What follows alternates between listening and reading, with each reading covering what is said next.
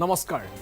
ৰাজ্য চৰকাৰৰ গোমাংস নিষিদ্ধকৰণৰ পিছতে এতিয়া খাটি খোৱা সাধাৰণ অসমীয়া লোকৰ মাজত হাহাকাৰ অৱস্থাৰ সৃষ্টি হৈছে তেওঁলোকে গুৰুতৰ অভিযোগ উত্থাপন কৰি কৈছে যে ৰাজনীতি কৰিবলৈ গৈ চৰকাৰে গোপালকৰ বুৰত মাধমাৰ খুদাইছে খুদ বিজেপি কাৰ্যকৰ্তাই গুৰুতৰ অভিযোগ উত্থাপন কৰি কৈছে যে চৰকাৰৰ এই সিদ্ধান্তে আমাক বিপদত পেলাইছে খাটি খোৱা জনতাৰহে আটাইতকৈ বেছি ক্ষতি হৈছে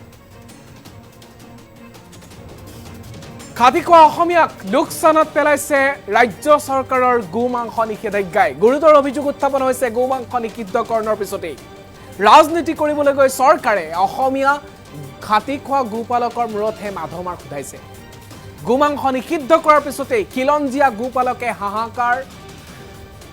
কৰি উঠিছে আৰু মন্তব্য কৰিছে কেমেৰাৰ সন্মুখত বিজেপি কাৰ্যকৰ্তাই বিৰোধিতা কৰিছে গোমাংস নিষেধাজ্ঞাৰ খুদ বিজেপি কাৰ্যকৰ্তাই গোমাংস নিষিদ্ধকৰণৰ বিৰোধিতা কৰিছে মুকলিকৈ হঠকাৰী সিদ্ধান্তই বিপদত পেলাইছে গোপালকক ৰামটাঙোন খুদাইছে গোপালকৰ মূৰত কোনোবাই বিশেষ মাংস গ্ৰহণ কৰিলেও গোপালকে ইয়াক খেতি বুলিয়ে ভাবে বাৰম্বাৰ গোপালকক মাধমাৰ খুদাইছে চৰকাৰৰ এটাৰ পিছত আন এটা সিদ্ধান্ত বিজেপিৰ কিষাণ মৰ্চাৰ নেতাই এবাৰ বিৰোধিতা কৰিছে গোমাংস নিষিদ্ধকৰণৰ পূৰ্বতে গোমাংস গৰুৰ যি নিবাৰণী আইন আনিছিল সেই আইনেও বিপদত পেলাইছিল বুলি তেখেতে কৈছে আনফালে গোমাংসৰ নিষেধাজ্ঞা দেখিবলৈ পোৱা গৈছে আৰু তাৰ বিপৰীতে সৰব হৈ উঠিছে গোপালকসকল পূৰ্বতে যি গোমাতা বা গৰুৰ যি নিবাৰণী বিধেয়ক অনা হৈছিল 5 কিলোমিটাৰ মন্দিৰৰ ব্যাসাৰ্ধৰ ভিতৰত গোমাংস কটা নিষিদ্ধকৰণ বা বিক্ৰী নিষিদ্ধকৰণৰ যি সিদ্ধান্ত আছিল সেই সিদ্ধান্তেও গোপালককেই বিপদত পেলাইছিল পুনৰ গোমাংস নিষিদ্ধকৰণে এতিয়া খাটি খোৱা অসমীয়া লোকক অসমীয়া গোপালকক অসমীয়া কৃষকক ৰামটাঙোন খুদাইছে এই অভিযোগ উত্থাপন কৰিছে খুদ বিজেপিৰ কাৰ্যকৰ্তাই বিজেপিৰ কিষাণ মৰ্চাৰ এগৰাকী নেতাই কেমেৰাৰ সন্মুখত বিস্ফোৰক মন্তব্য কৰিছে যে চৰকাৰৰ এই হঠকাৰী সিদ্ধান্তই গোপালকৰ ওপৰতহে এতিয়া বিৰূপ প্ৰভাৱ পেলাইছে কিয়নো তেওঁলোকে গৰু বেছি বা গৰুৰ পৰা যি ধৰণৰ উপাৰ্জন কৰিব পৰা যায় সেই উপাৰ্জনেৰে ঘৰ তেওঁলোকে সাজিছিল ঘৰ বান্ধিছিল পৰিয়াল পোহপাল দিছিল কিন্তু চৰকাৰৰ এই সিদ্ধান্তৰ পিছতেই গৰুৰ দাম তৎক্ষণাত কমি আহিছে আৰু যাৰ ফলত এতিয়া মূৰত ৰামটাঙোন পৰিছে এইসকল খাটি খোৱা অসমীয়া লোকৰ ৰাজনীতি কৰিবলৈ গৈ খাটি খোৱা অসমীয়া লোককহে মাধমাৰ খুদাইছে নেকি ৰাজ্য চৰকাৰে এই বিস্ফোৰক অভিযোগ আছে আমি আগবঢ়াইছো মন্তব্য এটাৰ পিছত আন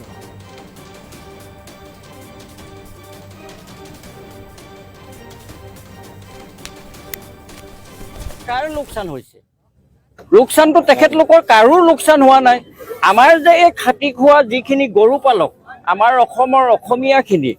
প্ৰায় সংখ্যক মানুহে গৰু পালক আছে আৰু বেলেগ ৰাজ্যত গৰু বন্ধ কৰিছে সেইটো বেলেগ কথা তো আমাৰ অসমত এই ব্যৱস্থাটো কেতিয়াও কৰিব নালাগিছিলে যে আমাৰ অসমীয়া সৰহসংখ্যক মানুহে গৰু পোহে ছাগলী পোহে হাঁহ পোহে বিভিন্ন বস্তু পুহি বিয়া বাৰু হওক ল'ৰা ছোৱালী এডমিশ্যনেই হওক বা কাৰোবাৰ বেমাৰ আজাৰেই হওক এইবিলাকৰ সমস্যাত গৰু এহাল বিকে গৰু এজনী বিকি সমস্যাবিলাক দূৰ হয় আৰু গতিকে এই বস্তুটো যদি মুখ্যমন্ত্ৰীয়ে যদি বন্ধ কৰিবলৈ হয়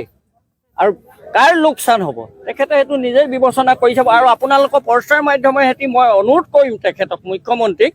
যে আপুনি ঠিক আছে আপুনি বন্ধ কৰিছে কাৰোবাৰ ৰাজনৈতিক পক্ষকোটত আমি সেইটো বেয়া পোৱা নাই কিন্তু লোকচান হ'ব কাৰ আপোনাক অনুৰোধ কৰিছো যাতে আপুনি এই কামটো কেতিয়াও নকৰিব আমাৰ অসমীয়া খাটি খোৱা যিখিনি গৰু পালক আছে এইখিনি বহুত বিধ্বস্ত হৈ যাব কিছুমান যিবিলাক মানে বাজি বুলি কয় বা কিছুমান অলপ হেৰি গৰু বিক্ৰী কৰি দিয়ে মানে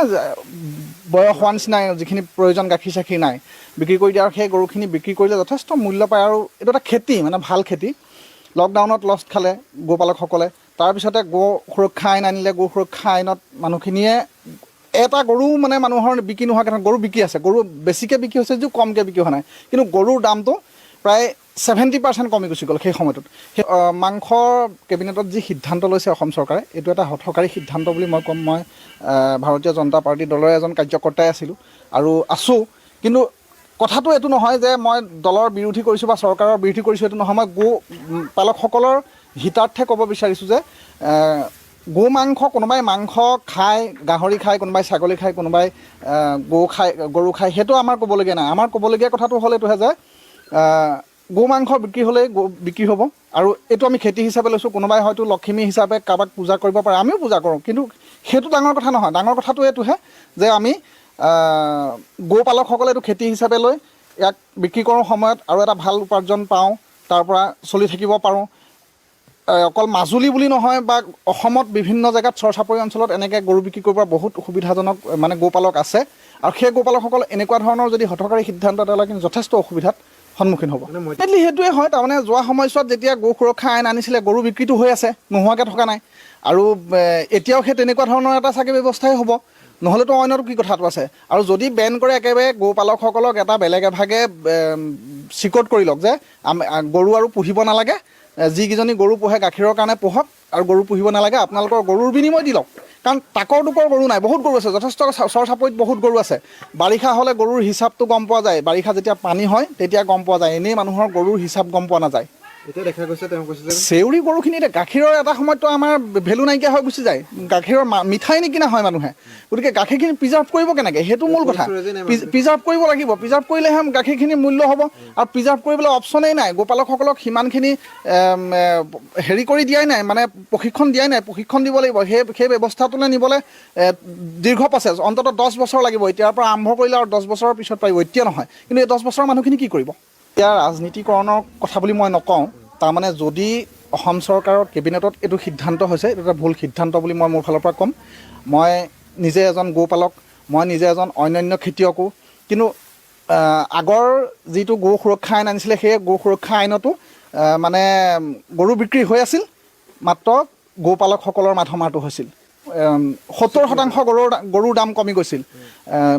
যিটো সময়ত গৰু এসপ্তাহত 52 লাখৰ পৰা 55 লাখ মাজুলীত এসপ্তাহত মানে সোমাইছিল পইচা, সেই সময়টোত মাত্ৰ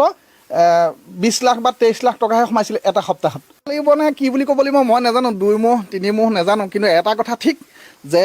যি সিদ্ধান্তই নলওক, কৃষকক কেতিয়াও মানে মাৰিব নালাগে, কৃষকক ইণ্ডিপেণ্ডেণ্ট কৰি দিব লাগে, কৃষকৰ নিজৰ ইচ্ছামতে যিকোনো কাম কৰিব পৰা হ'ব লাগে। যি গৌপালকসকলক কৃষক বুলি ভবা নাই, তেতিয়া সেইটো বেলেগ কথা। আজি কিছুদিন পূৰ্বলৈকে অগৰু খেতিটো ফৰেষ্ট আছিলে, এতিয়া কৃষক কৰি পেলালে, সেইটো খেতি কৰি পেলালে। গৰুটো আমি খেতি বুলিয়ে ধৰি আছোঁ, আজি নহয় আজি যুগ যুগ ধৰি খেতি হিচাপে কৰি আছোঁ তাক। আৰু আমাৰ গৰু এটা দুটা গৰু নহয়, এনেই আমি গৰু এহাল হাল বাবলৈ বা গৰু এজনী গাখীৰ খীৰাবলৈ বা জাৰ্চি এজনী এনে আমি এইটো ছিষ্টেমত আমি আচলতে দুগ্ধপাম সমবায় সমিতি হিচাপে বা দুগ্ধপাম হিচাপে আমি নাই লোৱা। আমি গৰু পালন কৰিছোঁ, গৰুটো মাংস হিচাপেও আমাৰ বিক্ৰী হৈ আছে, আৰু তাৰ পৰা আমি যথেষ্ট ল'ৰা ছোৱালীকে ধৰি ঘৰ দুৱাৰকে ধৰি বনোৱাৰ ক্ষেত্ৰত বা অন্যান্য বিভিন্ন সময় ফাইনেন্সিয়েলি যথেষ্ট চাপোৰ্ট। কাৰ লোকচান হৈছে? লোকচানটো তেখেতলোকৰ কাৰো লোকচান হোৱা নাই। আমাৰ যে এই খাটি খোৱা যিখিনি গৰু পালক, আমাৰ অসমৰ অসমীয়াখিনি প্ৰায় সংখ্যক মানুহে গৰু পালক আছে, আৰু বেলেগ ৰাজ্যত গৰু বন্ধ কৰিছে, সেইটো বেলেগ কথা। তো আমাৰ অসমত এই ব্যৱস্থাটো কেতিয়াও কৰিব নালাগিছিলে যে আমাৰ অসমীয়া সৰহসংখ্যক মানুহে গৰু পোহে, ছাগলী পোহে, হাঁহ পোহে,